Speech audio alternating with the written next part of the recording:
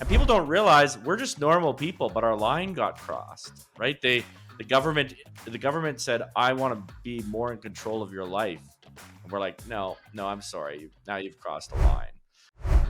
I am a husband, a father, a lawyer, a Christian, and a proud Canadian. I started this series because it was clear that our nation needs truth. Not just another biased narrative, but real information of substance.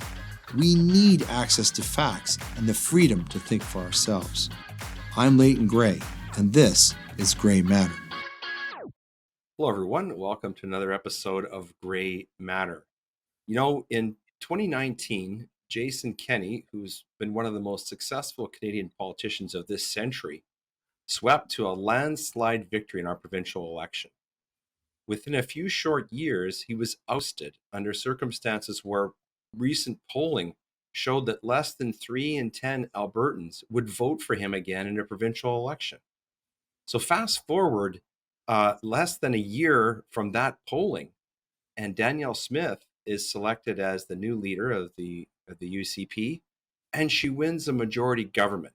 It's almost a miraculous feat. How are these two things connected? Well, in a number of ways, not the least of which is something called Take Back Alberta. So what is Take Back Alberta? What are they trying to take back? And how are they going to do it? Those questions can be answered by our guest today, is David Parker, who is the operating mind behind Take Back Alberta. And we're going to talk to him. We're going to find out more about the Take Back Alberta movement, what it's doing, what it's done, what it plans to do, and how it's changing the shape of Alberta and indeed Canadian politics. So welcome to the show, David Parker. Thanks for having me, Leighton. It was good hanging out with you recently when we were up in Bonnyville, and I'm glad to be doing this show. I'm a huge fan of the long form podcast conversation. It's actually how I get most of my, I would say, information these days. I used to be a voracious reader, still like reading, but it's so much easier to be driving and just listening to a podcast or a book, listen to a lot of audio books. But this, I think, is the future. I think what you're building here in a podcast is how we are going to distribute information in the future. Yes, and I know you've dipped your beak in the podcast pool as well. You've had your own show. I know you're very busy and you're not doing as many episodes as you used to, but you are doing a lot of public speaking. And before we dive in and in more detail, I'd like to show just a short clip of you speaking publicly. I believe this was in Grand Prairie. The reason that our government went the way it did was because of the apathy of its people. And if you don't like what's happening in the libraries, it's because you're not on the library boards. If you don't like what's happening in your government, it's because you're not involved in your government. But I'll tell you this right now. They are. I have bad news. A small fringe minority with unacceptable views has taken over all of your institutions. Well, that certainly gives us a flavor of why people are tuning in to the message of Take Back Alberta. And so I want to dive in and talk about this in more detail with you, David. But before we do that, as we always do, we're going to frame our discussion with a few aphorisms. A couple of these are going to seem really familiar to you because I did some research on you. But the first one is from someone who is no friend to you or myself, and that's NDP leader Rachel Notley, who hopefully will no longer be the NDP leader soon. But she said this. She calls Take Back an extreme group with very, very extreme fringe ideas, with key posts on the UCP executive shifting that party more to the edges than in Kenney's days in charge. She says the UCP now consists of different people with different ideas than what was initially intended. The second quotation is from someone who actually is the avatar on David's Twitter page, Napoleon Bonaparte, who is, if you don't know, folks, is a very quotable, highly brilliant and misunderstood human being in history. But he said this: the first quality of a soldier is constancy in enduring fatigue and hardship. Courage is only the second. Poverty, privation, and want are the school of the good soldier. That's one that David posted on his own page. The next one, again, stolen from David's page, is not from Napoleon, but from someone whom we obviously both admire, and that is British writer and historian G.K. Chesterton. This is from What's Wrong with the World. Quote, "We often read nowadays of the valor or audacity with which some rebel attacks a hoary tyranny or an antiquated superstition. There's not really any courage at all in attacking hoary or antiquated things, any more than offering to fight one's grandmother. The really courageous man is he who defies tyrannies young as the morning and superstitions fresh as the first flowers." The final one is one that I chose. It's from Voltaire, and it asks the question: is politics nothing other than the art of deliberately lying? So, These are all great. well, I'm they're designed, biased though. I'm biased though. yes. Well, they're aimed at giving giving the people a sense of who we're going to be talking to and Right. what we're going to be talking about. So let's start with this. Let's talk about Dave Berta. Let's talk about the David Parker origin story. I believe you're the son of a pastor. Grew up Yeah. in Alberta and were homeschooled, and you developed a very sort of child prodigy interest in politics and rose very quickly within the political ranks. You want to talk a little bit about who you are and where you're from and how you got where you are now with Take Back Alberta? Yeah, absolutely. I've given this speech probably 100 times, so I'll try to keep it short. I think I should be able to be succinct. But I was born in Lacombe, Alberta, which is a central Alberta town, a little bit north of Red Deer. My dad is a pastor, and my mom's a homeschool facilitator. The internet likes to make fun of me for that, and I'm okay with that because I really enjoyed being homeschooled. I got to read hundreds and hundreds of books. 12 years old, I was reading Locke's, theories. I was reading Rousseau, The Social Contract. Like I was reading philosophy and enjoying it. And I didn't get the classical education of getting like Latin and things like that and understanding language by understanding the context with which that language developed. But I got the Western canon. I read Right. like Dostoevsky, Tolstoy, like all I would say all of the great thinkers who've delved into human psychology in a way. Jung, I didn't really read Freud that much, but I also You read didn't some miss Nietzsche. anything.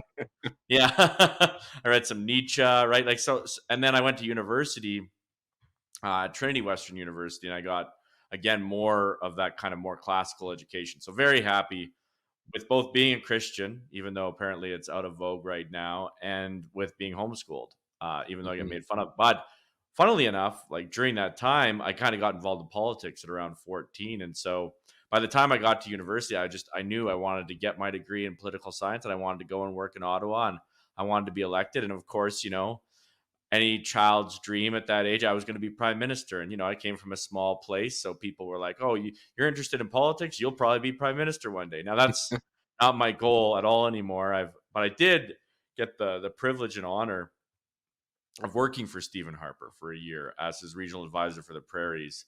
And that was pretty cool to go from the homeschooler from Haynes to working in the prime minister's office at 23. Wow. And then Hmm. I've done a lot of campaigns, just a lot of campaigns. And one of, maybe your listeners won't like this one, but I was just joking around with a buddy about it yesterday is I actually ran the national field operations for Aaron O'Toole, who Oh, became the leader. So not always on the far right, as you could say, right? Actually, right. my politics has been very centrist.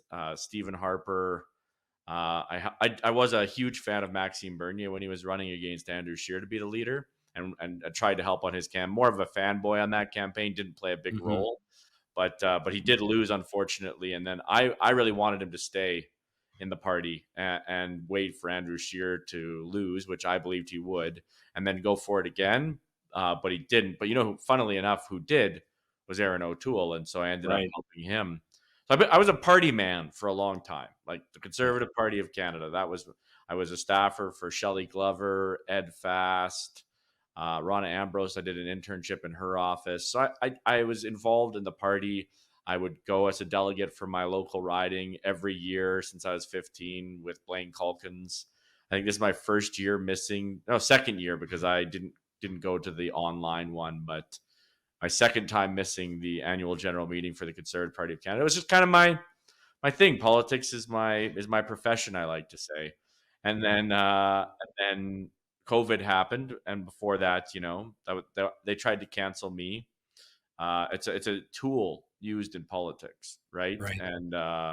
And a fellow named Wyatt Claypool wrote a hit piece on me in the National Telegraph, is what it's called. Hmm. And so I wasn't even invited to Aaron O'Toole's victory party. wasn't even asked to come, even though I'd helped orchestrate it.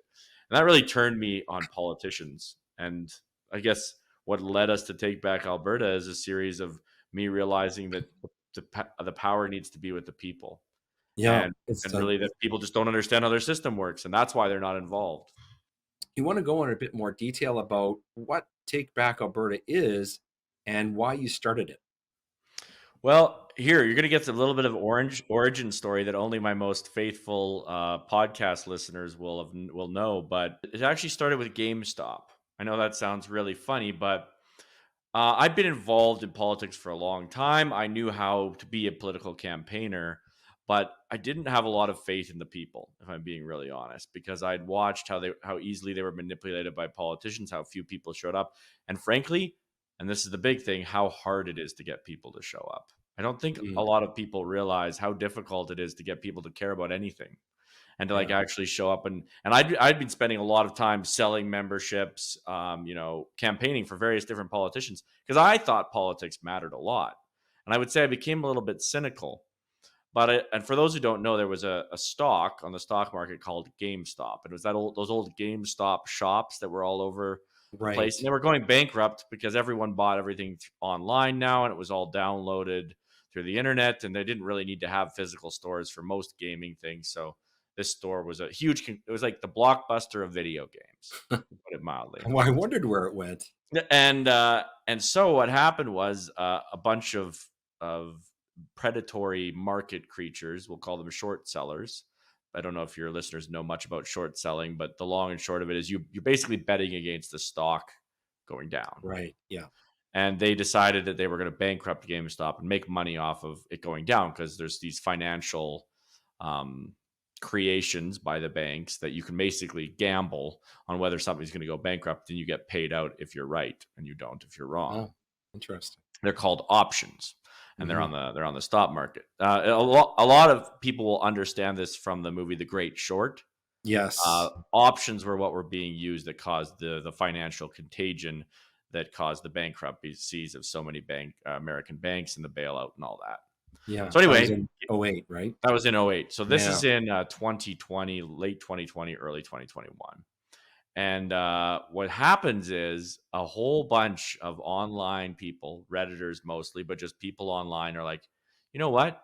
Actually, I think we could probably turn GameStop around. We love GameStop. It's like nostalgic to it. It's an institution we want to keep. So they started pouring money into it.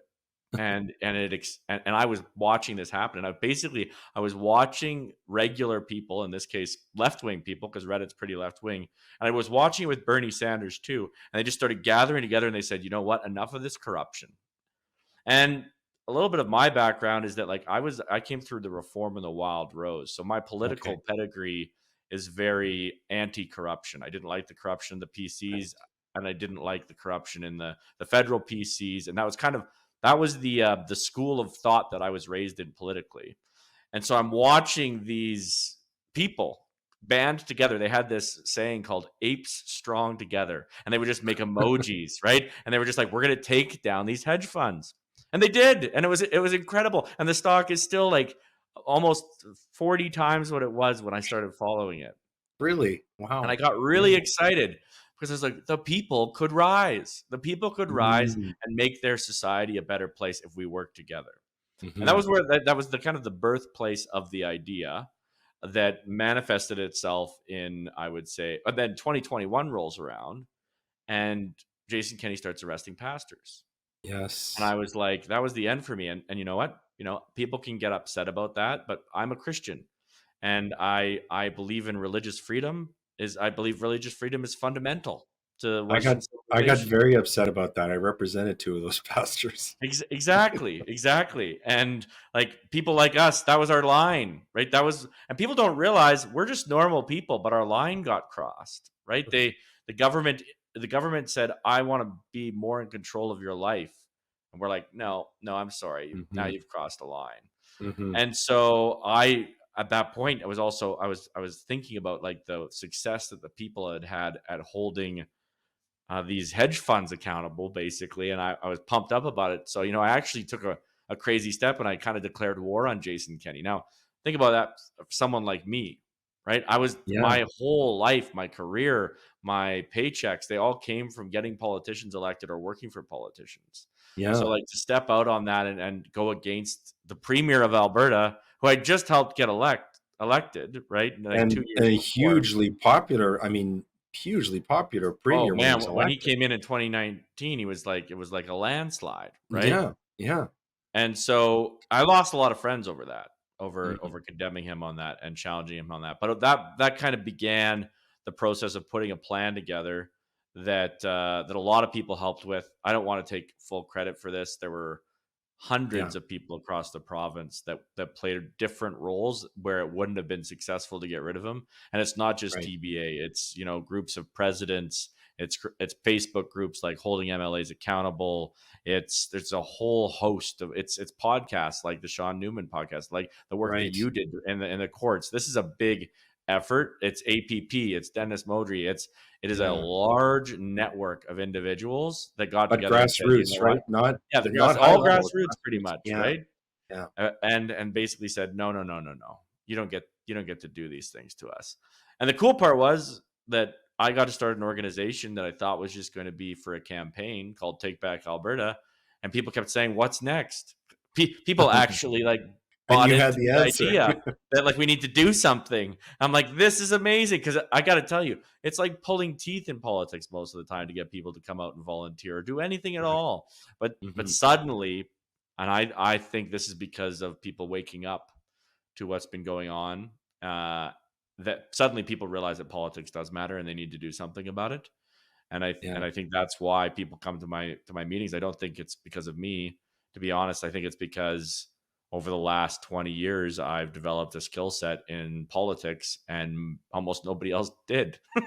Right? Like there's I just not a lot of yeah. people who know how the system works. I think it's partially because of you, because you are a very compelling public speaker. I saw you speak in Bonneville recently, and one of your really cool things that you say though is and I read this, you speak to people and you say, well, your democratic system is not broken. You are.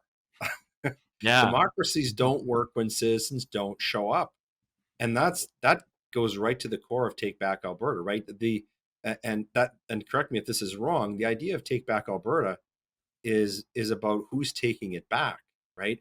And what's being taken back is not just power, it's a sense of civility, of rationality, of truth in politics and in civil society. Am I right? Yeah, we try to even make it simpler. And when people ask me, what are you taking Alberta back from? I say our own apathy, Oh right? yeah. It's the Yeah. fact that a lot of people have not been paying attention to their politics, and suddenly it's become quite clear to them that politics really does matter. So what are you taking it back? Well, actually, you're just taking on the responsibility of being part of the system that governs, because people love the idea of thinking a premier governs, right? That they're Right. just like they're the royalty, the ruler. But I can tell Yes. you, I've never met a premier or a prime minister or a minister or even an MLA or an MP who thinks they're governing. Right? Maybe Mm. they're like really corrupt ones who like don't believe in the people at all. But almost all of them take their responsibility Trudeau. very seriously, very seriously. Right? Yeah. And when you do that, it's a weight. It's not a benefit. It's a huge weight of responsibility because you're making decisions that impact everybody, right? Yes. Yeah. And that has a takes a toll on any human being. And the more that we can share that load, the less likely we are to have tyrants. And tyrants Mhm. are the enemy. Tyrants are the thing that must be fought and destroyed because they're the ones who want to control things for the sake of controlling things. Mhm. Period. Mhm. Those are the people that have to be stopped. Mhm. That's it. The people that don't want more transparency, that Mhm. don't want you to be able to question them. These are the people you have to question. These are the people that you have to shine the light on, right? Right. So what we say is take it back from your apathy, right? And what does that mean? How do you take something back? Well, it's kind of like a form of repentance, right?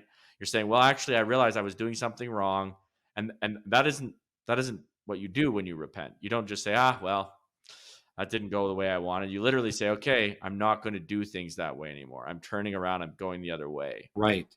And that's what we're calling people to, is saying, look, you can now say, yeah, I realized I wasn't involved in my society, and that's how I got here. Okay, now you got to go do something about it. You got to get Right. involved in your society. Mm-hmm. Yeah. And speaking of that, when you were in Bonnyville recently, you were talking about something that's very important to Albertans coming up in November. And this is sort of part of the next. I know you like to talk in phases about the plans for Take Back Alberta, but you want to talk about that a little bit, the importance of this annual general meeting that's upcoming. I believe it's in November in Calgary. Absolutely. So yeah, so the first part of phase 5 of Take Back Alberta is that we've got to continue showing up. It's really a variation on a theme over and over again. But that's the thing, is that democracy just happens over and over again, and you can't neglect it. And so Marching like soldiers, like in the boat. Yes. exactly. And so what we have to do is we've got to show up uh, in Calgary at the Grey Eagle Resort and Casino for the what's called annual general meeting of the United Conservative Party. Now, what happened to this meeting? Well, three important things. One, the board of the party is elected. So imagine yourself as a shareholder of a company, right? But this company is the party, which is the United Conservative Party, and that party actually is the mechanism with which people are brought together to govern the province right now, Right. right? Right. That's how important this is. And you can show up. I don't know what the price will be. Obviously, I'm in a public battle with the president over trying to get it lower, but Mhm. You should show up and you should vote for that board. And I mean, if you don't have the time to look into it, there's going to be a lot of people running. My hope is that a lot of them will come and speak at Take Back Alberta meetings and make their case for why they should be on that board. And then we'll obviously have people that Take Back Alberta is going to endorse. I know that there's going to be other groups of people that will also be running, people that will be endorsed by their groups, and you'll be able to make a decision. I'm not going to say that Take Back Alberta is necessarily going to be everyone that you want on the board or that anyone wants on the board, but we're just going to be Right. trying to do our part to get as many people there as possible and elect a board that will do three things. One, it will hold our politicians accountable. That's important. And I don't mean accountable in the sense of like their feet to the fire and they have to do what we say, but like not let corruption happen. Right. Yeah. Speak up when someone's being canceled from running, right? We Yeah. want a board that is accountable to the members, not a board that is accountable to the elected people, because Hmm. that's what a check and a balance is all about. That's part of the mission of Take Back Alberta, that grassroots connection. Right. Yeah, we got to have accountability, and Hmm. it all goes back to the theory of like attention, right? The idea Hmm. that the more attention you pay to something, the better it will be, and if a lot of people are paying attention to it, then hopefully, hopefully that will bring light to any corruption that there is. And there's always corruption. This is the thing: is that I'm not claiming that anybody is not going to be corrupt. There's always people trying to use power for their own means. So there's always going to it's a constant battle. It's like doing the laundry. You don't just do the laundry one day and be like, good, that's done for my life. No, it has to happen all the time. And it's the same with politics. Is Hmm. people got to keep an eye on things. And I think I learned that from Harper, right? Harper Right. wouldn't take a penny. He fired someone for, a $16 orange juice charge, right? Wow. Like he was all about respecting the taxpayers' money. And I think we're totally away from that now. But Yeah. that's what I Sadly. want. I want to see that. And then I think the final thing, very simply, is we just need more people involved. Like I know for a Hmm. fact they can't even find good staff right now necessarily. It's hard to get people applying for jobs in politics. Like there's not a lot of people. This is what I keep trying to tell everyone. I'm like, how many volunteers do you think are on a campaign? Some of them have like 5 people. Imagine if you were the other 15 that showed up. They would love you. It would be amazing, Yeah. right? And people don't get that because they think, oh, it's some nefarious thing. Really, it's just people are so lazy and negligent about their society that they're not showing up. And a lot of the times, it's just the people who show up are running everything because they're the only ones there. Yeah. That's the apathy you talked about earlier. Yeah. Exactly. We've come to the part of our show that we call the reading list. And I'm going to give you the opportunity to have the last word. I've got a couple of books that you've probably read. especially given how much you are a reader. But these are books that I know that are sort of are likely to be in your catalog. The first one is called Napoleon: A Life. This is a book that I read a few years ago, and it's considered the definitive biography of the great soldier statesman by the acclaimed author of The Storm of War, and it's the winner of the LA Times Book Prize, finalist for the Plutarch Prize, winner of the Foundation Napoleon Prize, and New York Times bestseller. The second one is called The Everlasting Man: The Christian Theology Classic. This is from G.K. Chesterton, and this is talks about what it is that makes us as human beings uniquely human. This is the question that Chesterton opens with in The Everlasting Man, his classic exploration of human history, in which he argues in support of human uniqueness and the unique message of the Christian faith. So, over to you to finish off the show. Do you have any recommendations for us in terms of? It doesn't have to be books, podcasts, whatever you think that would sort of illuminate people's understanding of what we've been talking about, and maybe help them to gain a better understanding of what Take Back Alberta is all about. Yeah, absolutely. So, in terms of the books that you recommended, I couldn't agree with you more. I mean, anything by G.K. Chesterton. Another one that you'll laugh. He has a book called Napoleon of Notting Hill that Oh, that I personally consider a great inspiration. So that's a great kind of a cross between Chesterton and Napoleon. But hmm. so I highly recommend Napoleon of Notting Hill by G.K. Chesterton. Thanks for that, David, and thank you so much for being with us and for all that you are doing on behalf of Albertans. Absolutely. And just thank you for having me. I really appreciate what you're doing and how you're standing up for your province as well in the cases you're taking and what you did in February on what's happening at the libraries and the schools. So thank you for standing up as well. It's going to take each of us doing exactly what you and I are doing right now, having these conversations for us to make the difference and arguably take on the responsibility that will be necessary to fix our problems.